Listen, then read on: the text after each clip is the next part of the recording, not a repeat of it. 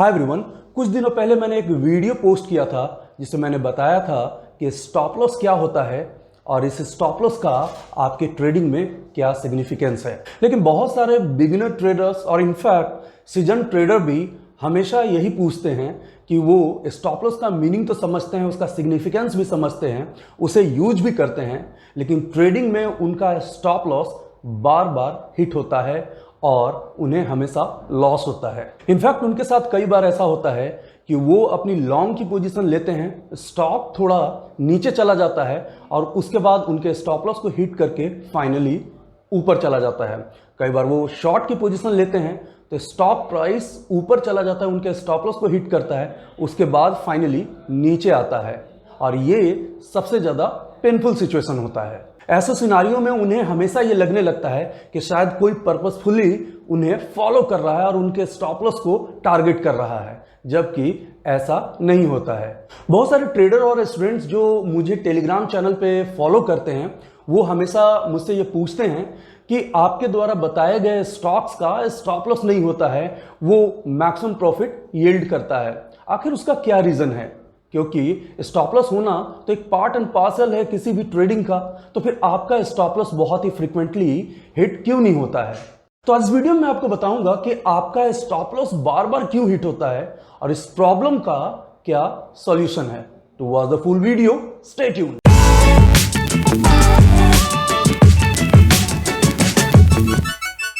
Welcome back, I am Anurag, founder and lead trainer for Sunfip capital.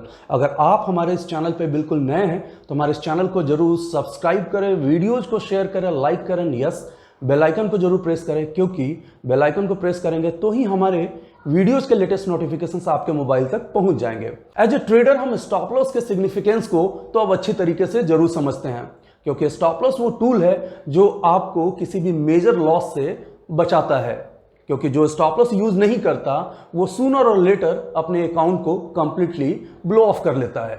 लेकिन major problem तब आ जाती है कि आपके हर ट्रेड में स्टॉप लॉस हिट होने लगता है। यानी डिसिप्लिन तो आपके पास है, आप अपने ट्रेड में स्टॉप लॉस रखते हैं, लेकिन वो स्टॉप लॉस हिट हो जाता है। मैं फर्स्ट रीजन के बारे में डिस्कस करना चाहूंगा कि क्यों आपका स्टॉप लॉस बार बार हिट होता है। वो आपकी ट्रेडिंग स्टाइल की जगह ट्रेडिंग साइकोलॉजी से जुड़ा हुआ है। कई बार जब स्टॉक या कोई भी अंडरलाइन तेजी से ऊपर जाता है या तेजी से नीचे जाता है तो आप फियर ऑफ मिसिंग आउट यानी फोमो के साइकोलॉजी के कारण आप उसमें अपनी पोजीशन जल्द से जल्द बनाना चाहते हैं और बिना किसी लेवल को देखे हुए एंट्री ले लेते हैं। उस केस में आपकी एंट्री काफी लेट होती है और जिसके कारण आपका स्टॉप लॉस हिट हो जाता है। इसका सिंपल सॉल्यूशन यह है कि जब भी आप ट्रेड लेते हैं तो आप फियर ऑफ मिसिंग आउट की साइकोलॉजी से इफेक्टेड होकर के ट्रेड न लें। किसी भी स्टॉक का जो मूवमेंट होता है, किसी अंडरलाइन का जो मूवमेंट होता है, वो कभी भी स्ट्रेट लाइन में नहीं होता है, हमेशा अप एंड डाउन होते रहता है। तो उस केस में अगर कोई स्टॉक तेजी से ऊपर जा रहा है तो आप उसमें अपनी एंट्री बनाने के लिए उसका रिट्रेसमेंट का वेट करें। यानी वो स्टॉक अगर उसका प्राइमरी ट्रेंड अगर अपसाइड है तो वो एक सर्टेन लेवल के बाद थोड़ा नीचे आएगा, उसके बाद वो दोबारा प्राइमरी ट्रेंड अचीव करेगा। तो आपको उस रिट्रेसमेंट में एंट्री करना है। अब इस रिट्रेसमेंट को कैसे पहचानें, उसके लिए मैं आपको बताता हूं कि आपको टेक्निकल एनालिसिस की एक पॉपुलर टूल फिबोनाची रिट्रेसमेंट को यूज करना होगा। फिबोनाची रिट्रेसमेंट के डिफरेंट परसेंटेज होते हैं, डिफरेंट लेवल्स होते हैं, आप उन्हें देख करके अपनी एंट्री शो कर सकते हैं। लेकिन मेक श्योर कि ये लर्निंग किसी भी प्रोफेशनल ट्रेनर और ट्रेडर के सुपरविजन में ही होना चाहिए, क्योंकि बहुत सारे ट्रेडर फिबोनाची रिट्रेसमेंट की रीडिंग अच्छी तरीके से नहीं करते, उस टूल का इस्तेमाल अच्छी तरीके से नहीं करते और वो लॉसेस कर रहे होते हैं।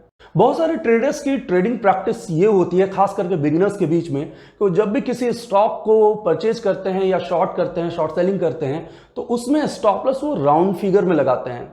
लाइक अगर उन्हें 302 में परचेज किया किसी स्टॉक को तो वो रैंडमली 300 पे स्टॉप लॉस लगा देते हैं। उन्हें लगता है कि एक साइकोलॉजिकल लेवल होगा 300 पे, जबकि ऐसा कुछ भी नहीं होता है। आपको प्रॉपर उस स्टॉक के चार्ट स्ट्रक्चर को समझना होता है और साथ ही साथ उसके एक्चुअल डिमांड जोन और सप्लाई जोन को समझना होता है, तो ही जाकर के आप एक सही स्टॉप लॉस लगा पाएंगे। वरना आप हमेशा कंफ्यूजन में रहेंगे कि आपके ट्रेड लेते के साथ आपका स्टॉप लॉस हिट क्यों हो जाता है।